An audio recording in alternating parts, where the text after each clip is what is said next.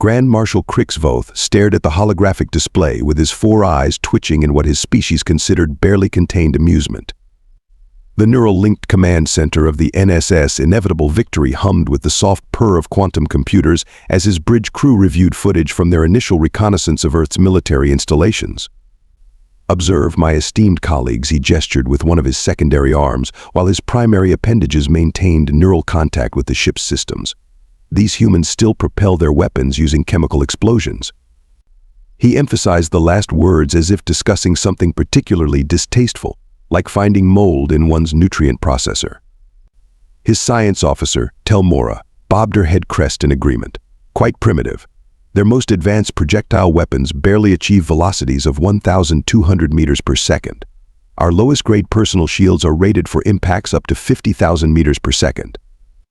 And their explosive devices," chuckled weapons master Krelnax, his scales shifting to a shade of smug purple. "They're still using chemical compounds that would have been obsolete during our species' Stone Age. No antimatter, no dark energy manipulation, not even basic quantum detonation." The bridge crew shared what humans would recognize as laughter, though it sounded more like a chorus of wheezing tea kettles. "The conquest of Earth will be noted in our historical records as nothing more than a footnote," Krixvoth declared, pulling up another hologram showing their fleet's array of weaponry. "Our Mark 7 plasma lances can punch through small moons. Our ship's quantum-shifted hulls exist in multiple dimensions simultaneously. Even their most powerful weapons would struggle to scratch our paint." A junior communications officer suddenly straightened in his neural link pod. "Grand Marshal, incoming report from Ground Force Alpha. They've engaged human defenders at their largest military installation in a region designated Texas." "Put it through," Krixvoth ordered, expecting to hear news of the humans' immediate surrender. Instead, the panicked voice of Ground Force Commander Vix Tal filled the bridge, taking heavy casualties. "Their primitive kinetic weapons there by the void. Is that a metal tube with explosives in it? Medic. The shields aren't, they're not. Something about the velocity harmonics of their projectiles incoming." The transmission cut off with what sounded suspiciously like a very old-fashioned explosion. "Impossible," Nakamura whispered, her head crest now fully erect in alarm. "Their weapons are chemically powered. They're practically throwing rocks at us." "Get me a visual feed," Krixvoth demanded, his scales shifting to an uncertain shade of green. The holographic display flickered to life, showing chaos on the ground. A Nexarian trooper in full battle armor was actually running from what appeared to be a human wielding nothing more than a black metal tube with a wooden attachment. The human was shouting something that the translation matrix rendered as "Welcome to Texas, ya space lizards. How ya like this primitive 12-gauge." Another scene showed a human vehicle completely unshielded and made primarily of steel of all things charging through their lines. The turret mounted on top was spewing projectiles at a rate that their shield harmonics couldn't adapt to, each round somehow finding the exact resonance frequency needed to punch through. "Update their threat assessment," Krixvoth ordered, his voice considerably less amused now. "And someone get me a comprehensive analysis of these primitive weapons. I want to know exactly how they're bypassing our shields." "Sir." Nakamura interjected, her scales now a pale shade of worried yellow. "You might want to see this too. Their information networks are full of references to something called guerrilla warfare and asymmetric combat techniques, and there are an alarming number of documents titled 'Hold My Beer' and 'Watch This.'" The Grand Marshal's scales shifted to full anxiety purple as more reports of casualties poured in. Perhaps, he reflected, they should have spent less time laughing at humanity's primitive weapons and more time studying why such a species would keep using them despite having the technology for more advanced options. In the background, another transmission came through. "They have something called a trebuchet on the ridge. By the void, it's just simple mechanical energy, but it's somehow PERFECTL transmission ends in crunch." Krixvoth had a sinking feeling this footnote in their historical records was about to become a rather lengthy chapter. The command bunker of Fort Hood shook as another Nexarian warship passed overhead, its quantum engines distorting reality enough to make everyone's fillings ache. Captain Dante Ghost Blackwood looked up from the tactical display, his weathered face illuminated by the red emergency lighting. "Well, ladies and gentlemen," he addressed his assembled team, "looks like those fancy space lizards finally decided to pay us a visit. Specialist Nakamura, please Please tell me you've got something special cooked up for our guests." Havoc Nakamura grinned, the demo expert's hands busy rigging what appeared to be a collection of fireworks to a remote detonator. "Remember that physics lecture about how their shields work? Professor Drake figured out something interesting about resonance frequencies and good old-fashioned black powder." Professor Alexandria Phoenix Drake looked up from her laptop, pushing her glasses up with a smirk. "Their shield technology operates on quantum harmonics, designed to stop energy weapons and high-velocity impacts. But they never considered." She gestured at Nakamura's contraption, that someone would be crazy enough to still use chemical explosives and subsonic projectiles. It's like trying to catch a falling feather with a baseball mitt. The bunker shook again, harder this time. Above them, the distinctive whine of alien dropships could be heard landing in the parade ground. "Showtime," Blackwood announced, checking his old M4 carbine. "Remember, folks, these cocky bastards think we're primitive. Let's show them why humans never completely retired the classics." Outside, the Nexarian assault force was deploying with mechanical precision. Their powered armor gleamed with an otherworldly sheen as quantum shields shimmed around each soldier. Ground Commander Vix Tal surveyed the primitive human fortification with all four eyes, mandibles clicking in contempt. "Forward units, engage with plasma lances," he ordered. "Minimal power output, we wouldn't want to vaporize too many potential specimens." The first wave of aliens raised their weapons, preparing to demonstrate the superiority of their technology. That's when Nakamura's primitive surprise went off. The fireworks, modified with military-grade powder and custom fusing, didn't try to penetrate the alien shields directly. Instead, they created a spectacular display of subsonic, low-velocity explosions that resonated through the quantum fields like ripples in a pond. Shields flickered and wavered as their systems tried to compensate for a threat they'd never been programmed to handle. "What in the void is this?" Vix Tal demanded, watching his troops' defenses destabilize. "They're attacking us with festivities." His question was answered by the crack of rifles. The humans had timed it perfectly just as the shields hit their resonance peak from the fireworks. Good old-fashioned lead started flying. Turns out, there's something special about a 5.56mm round traveling at just the right velocity to slip through the gaps in quantum-shifted space. Contact front, Blackwood's voice carried across the battlefield. "Welcome wagon, engage." The welcome wagon turned out to be an ancient M2 Browning .50 cal that someone had lovingly maintained since World War II. The heavy machine gun roared to life, its rounds traveling just slow enough to be ignored by the alien shield's threat assessment algorithms, but carrying more than enough energy to ruin an extraterrestrial's day. Professor Drake's voice crackled over the command net. "Their shields are calibrated for threats moving at near light speed. Anything under about Mach 2 registers as environmental debris. Keep your shots controlled and watch for."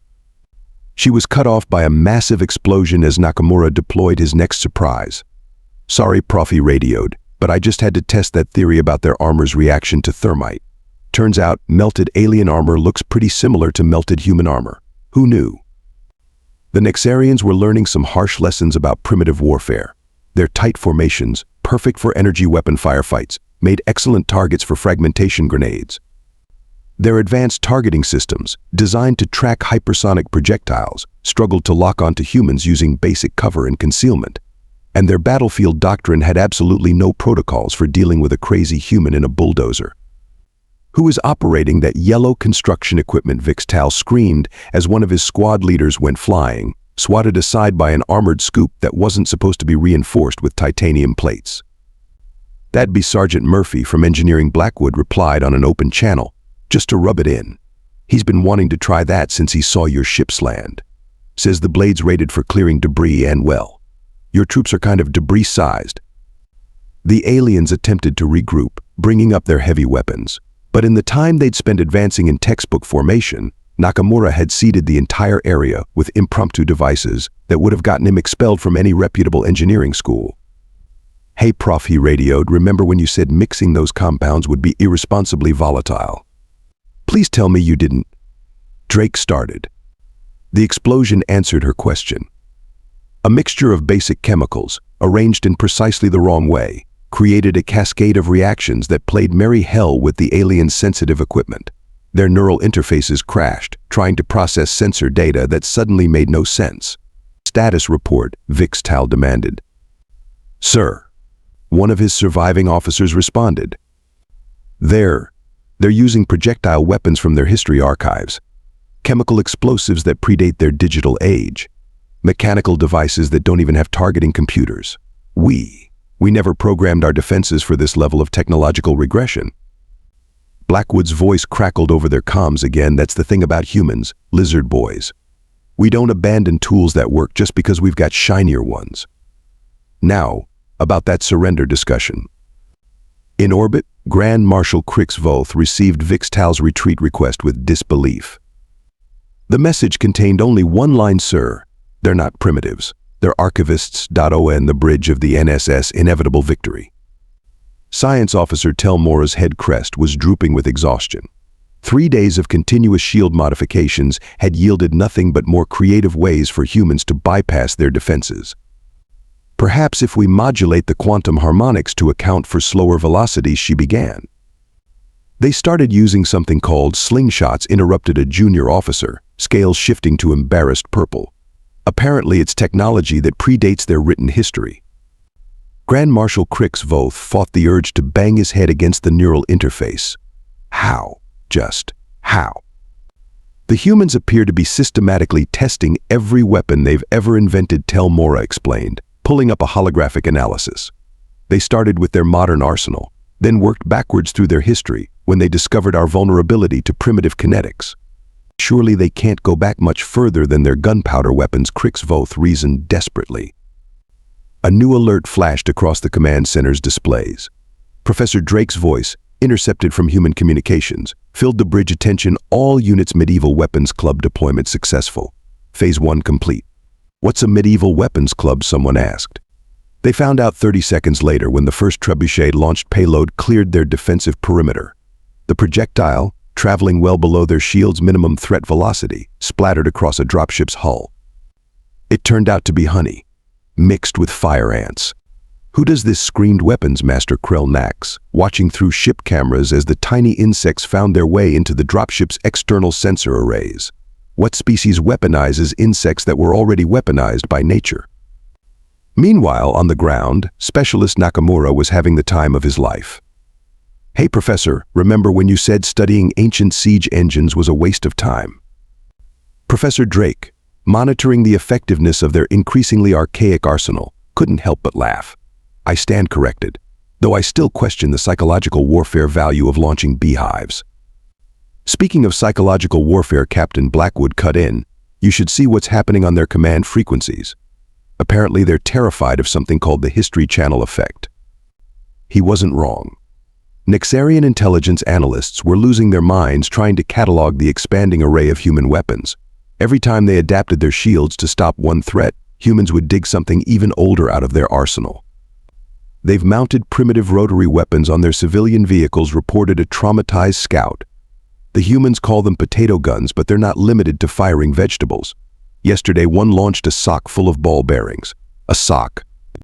The Nexarian command staff gathered for an emergency meeting, their scales a rainbow of stress colors. "Let's review what we know," Telmora began, pulling up a list. "Their weapons range from advanced firearms to prehistoric tools. They appear to be working backwards through their entire military history. At this rate, they'll reach Stone Age technology by next week." "How is that a problem?" someone asked. "Because our shields don't stop rocks," Telmora shrieked, her usual composure cracking. "They're using principles so basic they predate our species' understanding of physics." On the battlefield, humanity's creative renaissance continued. Professor Drake had organized what she called a time period task force, assigning different historical eras to each combat unit. "Renaissance team, you're up," Blackwood commanded, watching as soldiers armed with modernized crossbows took position. The bolts, tipped with simple steel heads, passed right through the alien shields. The Nexarians had finally adjusted their defenses to stop subsonic projectiles, only to discover that humans had thousands of years of experience in making pointy things go fast without explosives.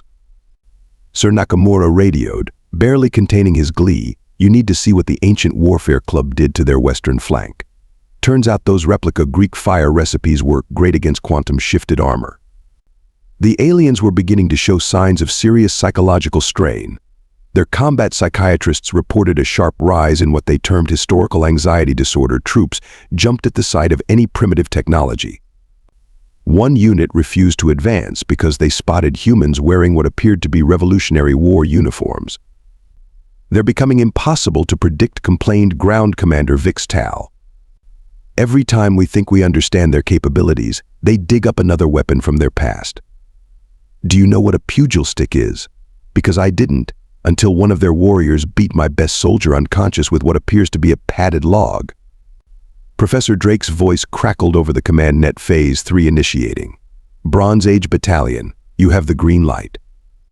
The aliens watched in horror as humans emerged wielding spears, atlatls, and bronze swords. Their shield engineers had given up trying to explain why these weapons were effective. Something about the simple physics of a sharp piece of metal, propelled by pure muscle power, seemed to offend their advanced technology on a fundamental level. "Do you know what the truly terrifying part is?" Telmora asked during another crisis meeting. "They're enjoying this. Every time we adapt to one of their prehistoric weapons, they celebrate the excuse to try something even older." The psychological impact reached its peak when Nakamura's team introduced what they called the ultimate primitive weapon. "It's a stick," reported a Nexarian observer, mandibles twitching with disbelief. "Just a stick. But they found 37 different ways to use it as a weapon." 37. Captain Blackwood surveyed the battlefield from his command post, watching as humanity's entire military history played out simultaneously. Modern special forces operators worked alongside historical reenactors. Engineering students launched projectiles from reconstructed Roman siege engines.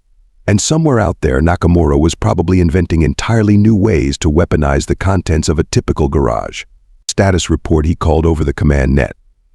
Renaissance team reports successful elimination of their eastern sensor array. Came the first response. Used a ballista. Footage going viral on social media. Bronze Age Battalion has their western flank pinned down, reported another. They're absolutely terrified of the guy with the authentic Spartan shield and spear. Sir Nakamura cut in, sounding positively giddy.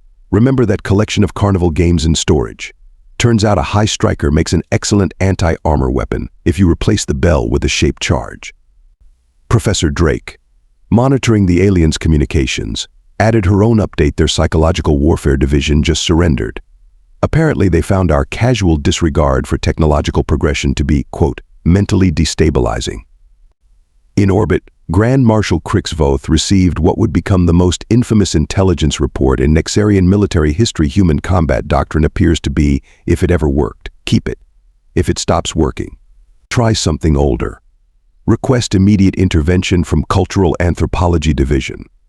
Military science has failed US. Professor Drake stared at her monitor with a growing smile that would have sent any Nexarian running for their dropship. Captain Blackwood, I've completed my analysis of their shield harmonics. You're going to love this. Hit me, Professor.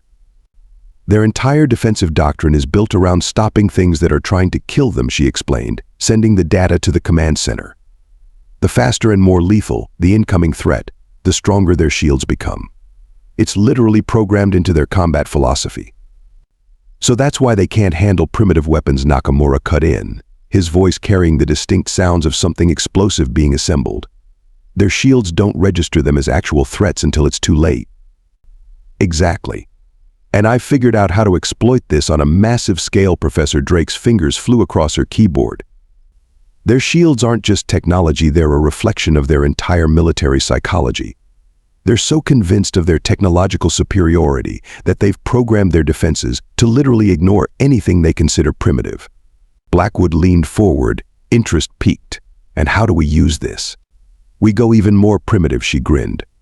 Nakamura, remember those surplus store displays you called tacky tourist junk?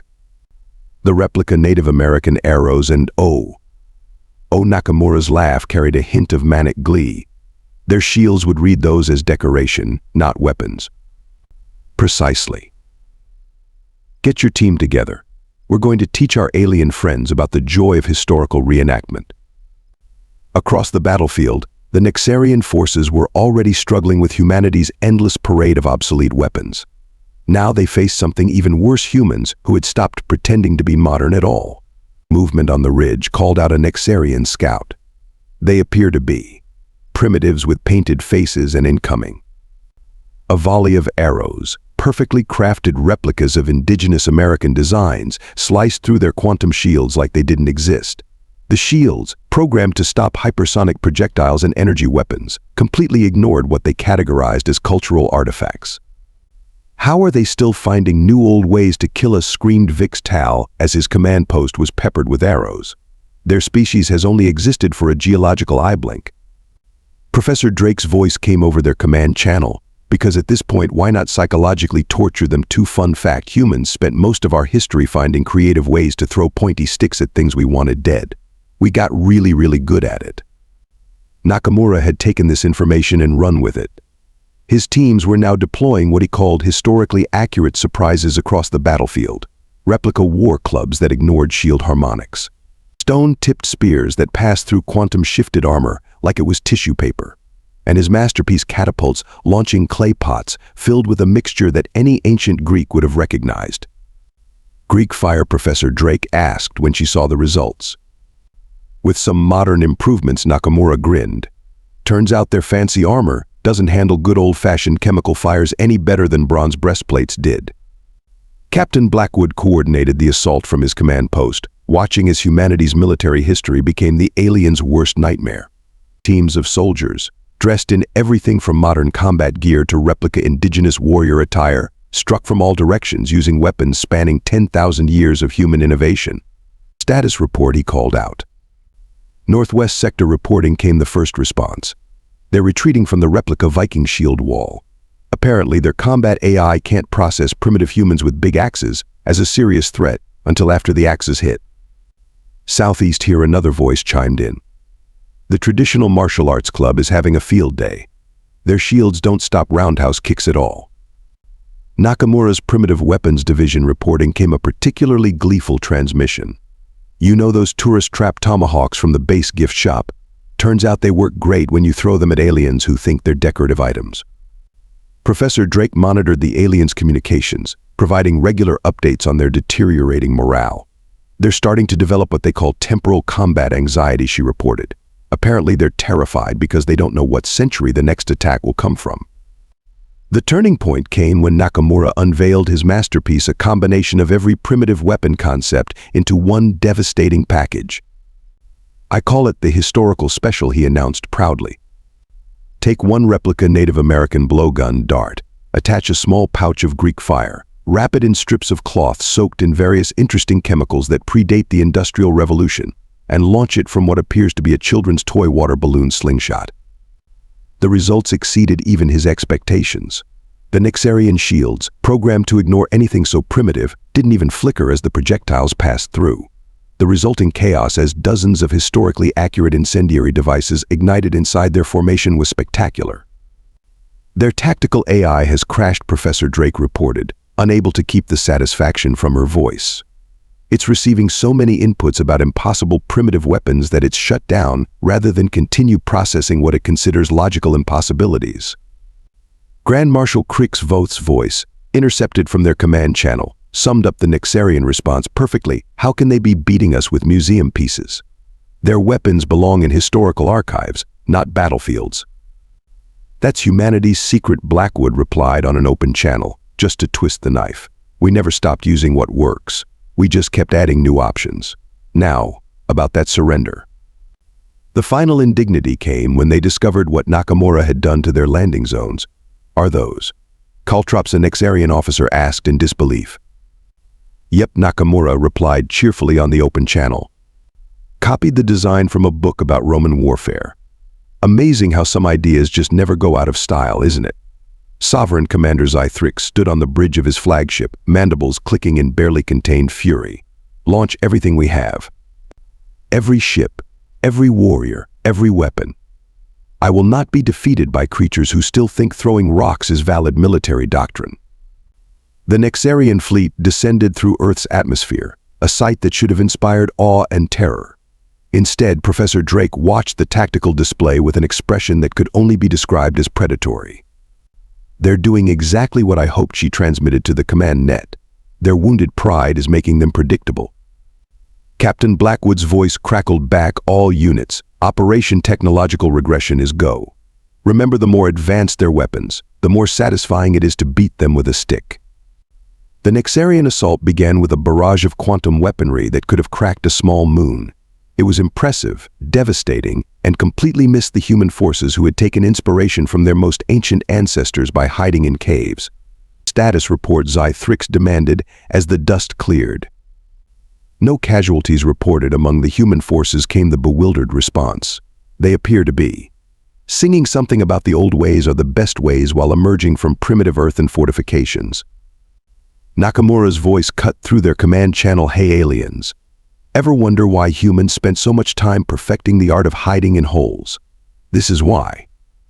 The counterattack began with what future Nexarian military historians would call the Great Humiliation. Humanity didn't just fight back, they turned the entire battle into a chronological tour of warfare evolution. Stone Age teams armed with replica atlatls launched spears that passed through quantum shields calibrated to stop hypersonic projectiles. Bronze Age warriors wearing historically accurate armor charged with shields and short swords, their primitive weapons slipping through gaps in space-time that the Nexarian defenses couldn't even detect. Medieval period trebuchets launched payloads that included everything from traditional stones to Nakamura's special packages of historically inspired surprises. They're using their entire military history as a weapon, screamed a Nexarian tactical officer. Every time we adapt to one era, they switch to another. Professor Drake's analysis had revealed something crucial about Nexarian psychology. They couldn't handle the cognitive dissonance of being defeated by technology they considered obsolete. Each primitive weapon that struck home wasn't just a physical blow, but a psychological one. Western flank reporting came a transmission. The Renaissance fair enthusiasts are having the time of their lives. Turns out their replica crossbows work just fine against alien armor. Eastern sector, here another voice chimed in. The Ancient Warfare Club is staging a phalanx. I repeat, we have an actual phalanx advancing on alien positions. Zythrix watched in horror as his forces were systematically dismantled by what appeared to be a living museum of human warfare. This is impossible. Their weapons are obsolete. That's where you're wrong, Blackwood replied on an open channel. We never considered them obsolete. We just added them to our toolkit. Speaking of which, Professor Drake, how about we show them our grand finale? Gladly, Drake's fingers flew across her keyboard. All units, commence Operation Temporal Assault. What followed was humanity's masterpiece of military trolling. Each unit began using weapons from a different historical period, creating what one Nexarian observer described as tactical temporal chaos. Their combat AI simply couldn't process the sight of modern special forces operating alongside medieval knights, while prehistoric weapon designs brought down advanced alien aircraft. Nakamura, naturally, had saved his best for last. Professor, remember when you said combining all human explosive technologies throughout history would be irresponsibly awesome? Nakamura, what did you do? The answer came in the form of what he called his greatest hits mixture, a combination of black powder, Greek fire, and modern explosives delivered via prehistoric throwing techniques. The resulting chaos as these primitive weapons bypassed every Nexarian defense was spectacular. How Zythrix demanded as his forces retreated. How can you be so advanced and so primitive simultaneously? Because Professor Drake replied, her voice carrying genuine amusement. Humans never saw it as a contradiction. Every tool, every weapon, every tactic we ever invented stayed in our arsenal. We didn't abandon spears when we invented guns, we just had more options. The final blow to Nexarian morale came when they realized the humans were actually enjoying themselves. Modern soldiers swapped weapons with historical reenactors, trading assault rifles for war hammers with enthusiastic grins. The Ancient Warfare Club was teaching special forces new ways to use primitive weapons, while Nakamura's team turned historical artifacts into modern combat tools. Their psychological profile makes no sense, a Nexarian analyst reported. They're simultaneously at every stage of military development. It's like fighting an entire species that refuses to acknowledge technological progression as linear. That's humanity for you, Blackwood transmitted. We never throw away a good tool just because we found a fancier one. Now, about that unconditional surrender.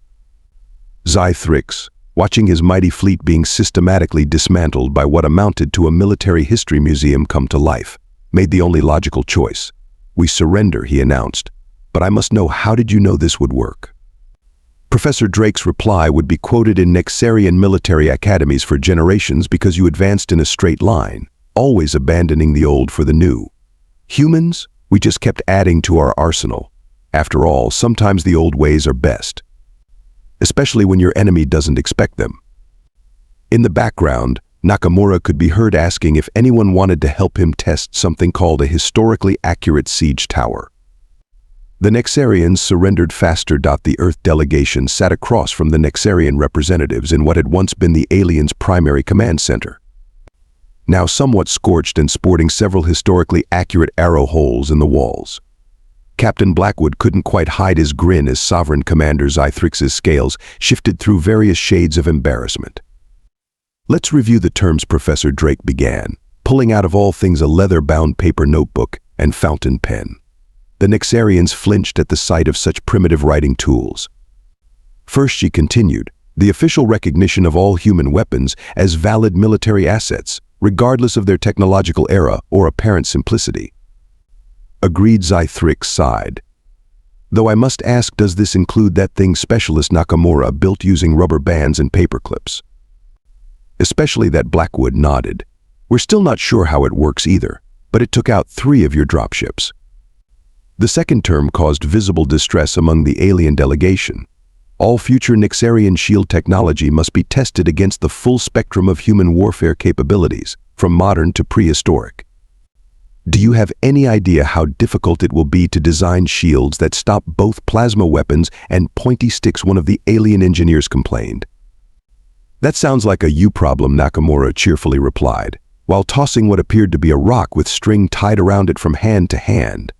The Nexarians tracked its movement with all 4 eyes, clearly expecting it to somehow explode.